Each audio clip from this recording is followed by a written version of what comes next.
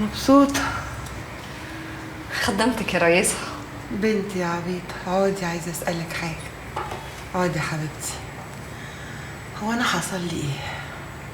الحمد لله رب العالمين، شدة وزالت. من دخلت عليكي لقيتك واقعة على الأرض وساكتة خالص، اتفزعت. وبعدين؟ مفيش، أنا ورجب الفرخ وكلنا شلناكي وجبناكي على هنا. على هنا؟ بس المستشفى دي بان عليها بفلوس كتير. أيوة يا ريسة. كام يا بت؟ يكش تولع الفلوس كلها قصاد سلامتك. كام يا بت عشان ندفع؟ ما تغلبينيش. لا ما خلاص، دول بيقبضوا مقدم. ومين اللي دفع؟ يعني هو ده وقته؟ احنا اتصرفنا. استغفر الله العظيم يا رب، انا ناقصه منها ده انا قلبي وجعني. يا بت كام؟ قولي انطقي انطقي. 2500 جنيه.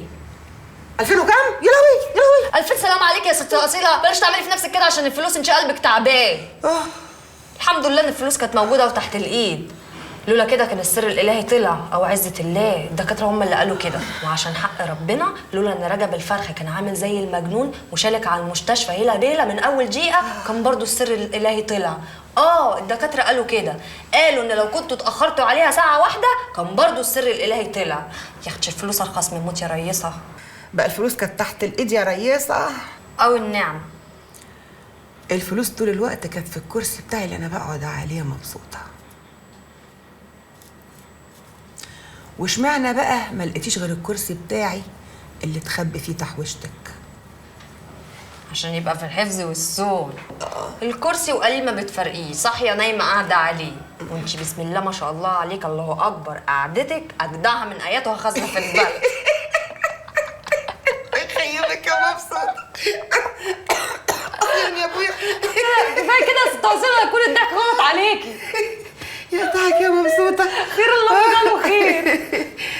غلط ايه بس يا مبسوطه؟ هو حد يا بنتي طول يموت هو بيضحك؟ يا قلبي. امال انت عرفتي منين يا ست اصيله؟ عرفت منين يا هبل؟ ده الكرسي بتاعي. الله، هو واخد عليا وانا واخده عليه، بحس باي حاجه فيه. اخد على قعدتي، قعدت لقيت حاجه مكلكعه تحت مني كده، ما سكتش، قمت فتشت ونبشت، لقيتهم فلوس، حطيتهم في مكانهم وراقبت، لقيتك انت يا مقروصه صاحبه الفلوس فعرفت. امال انت لا مؤاخذه يعني بتشيلي فلوسك فين؟ في البنك؟ بنك؟ احنا بتوع بنوك يا هبله، البنك قال. يا بت بيقولك قالب في حيط ولا جوهره في خيط. يا اختي انا زهقت عاوزه امشي. هما الدكاتره قالوا هخرج امتى يا مبسوطه؟ يوم ولا اتنين، الدكاتره قالوا كده. عارفه يا بت مبسوطه،